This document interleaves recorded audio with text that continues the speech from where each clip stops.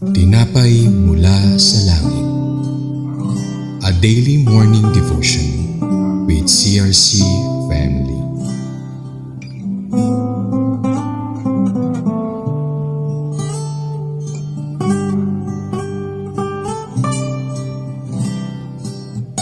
Sa bawat isa, ako po si Sister Elsie Gargarita ng Queens Row, Bacoor, Daughter Church. Ang inyo pong makakasama sa programang ito ng Tinapay mula sa Langit. Tayo po ay magpapatuloy sa isang panalangin. Panginoon, pinupuri ka namin at dinadakila sa araw na ito. Salamat po dahil patuloy mo kaming iniingatan at inaalagaan. Dalangin ko, gabayan nyo kami ng banal na spirito pang maunawaan namin ang naisin mo para sa amin. Turuan mo kami at ang mga salita mo ay maging gabay namin sa pang-araw-araw naming pamumuhay. Salamat po ng marami. In Jesus' name, Amen. Magpapatuloy sa ating devotion na ang pamagat ay Song of Moses na matatagpuan sa Deuteronomy 31:28 to 30. Babasahin ko po. Sa 28, pupulungin ko ang inyong matatanda at ang inyong mga pinuno. Paliliwanag ko sa kanila ang mga bagay na ito at gagawin kong saksi ang langit at ang lupa laban sa kanila. Sa 29, pagkat tinitiyak kong kayo'y mapapakasama. Pag namatay ako, lilihis kayo ng daan. Ituturo ko sa inyo, darating ang araw na magagalit sa inyo si Yahweh dahil sa gagawin ninyong di nararapat sa kanyang kalooban. Sa 30, ito ang awit ni Moses na ipinaririnig niya sa mga Israelita. Sa talatang ito, paalala at nagbibigay ng pabala si Moses sa mga elders at mga leaders ng Israel kung ano ang idudulot sa hinaharap ng kanilang pagsuway o di pagsunod o disobedience sa mga consequences sa hinaharap. Ang mga sakuna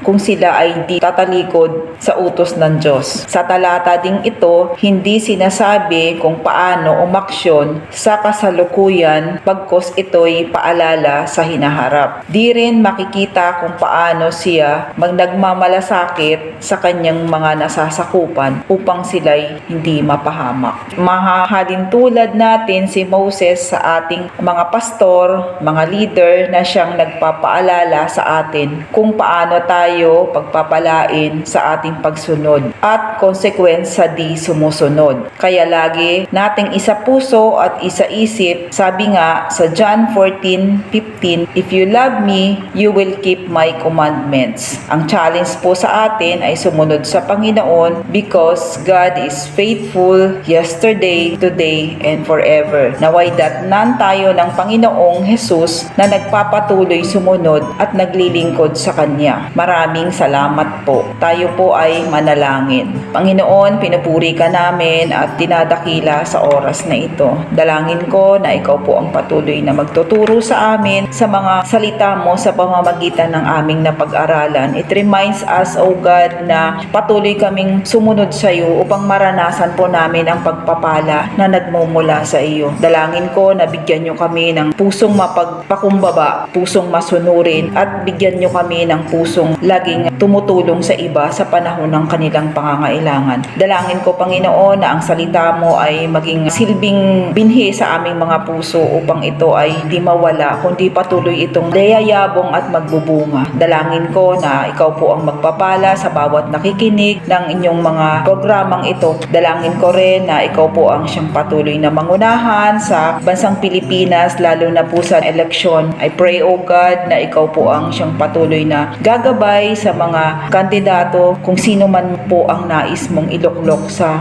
posisyon. At dalangin ko na ang taong ito o ang mga anak mo na sasama sa eleksyon na ito ay mapipili mo para umupo sa katungkulan na ayon sa nais mo, na bigyan mo sila ng takot, na huwag gumawa ng masama, kundi matakot silang gumawa ng mga mali. Dalangin ko rin na lagi mo silang tuturuan at gagabayan. Pagpalain mo ang bansang Pilipinas, na ang Pilipinas ay maging isang Kristiyanong bansa, na ang lahat ng mamamayan, lahat ng mga tao dito sa bansang Pilipinas Pilipinas ay ikaw ang pupurihin, ikaw ang dadakilain at kikilalaning Diyos ng bansang ito. Dalangin ko, Panginoon, na patuloy mong pagpalain ang bawat Pilipino, especially, O God, ang mga anak mo, na sila ay magpapatuloy na umasa sa iyo, patuloy na maglilingkod sa iyo upang darating ang panahon, datnan mo kami na patuloy na naglilingkod sa iyo. Dalangin ko, Lord, na patuloy mo kaming bigyan ng joy, ng pag-ibig para sa iba, hindi lang, Lord, para sa amin, kundi ma-share namin yung pagpapala mo sa buhay namin.